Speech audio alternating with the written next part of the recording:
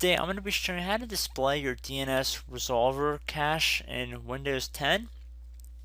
So a DNS resolver cache is a temporary database that contains records of different visits you might have recently had to websites and other domains on the internet. So for example, whenever you visit a certain website, the browser does send out a request to the internet, but the website has to be converted to an IP address in order to be transferred back to your computer.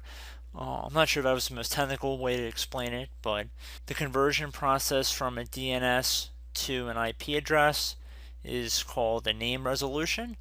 So again, if it makes sense, if an IP address is changed before your DNS cache can update, there's a good chance you will not be able to access the web page, and that's where a lot of page not found errors could come from.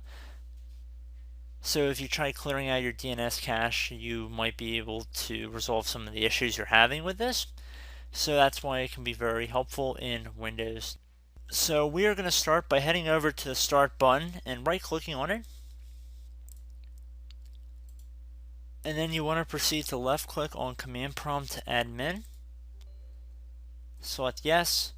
Now what we want to do is type in IP config space / flush DNS and then hit enter on your keyboard.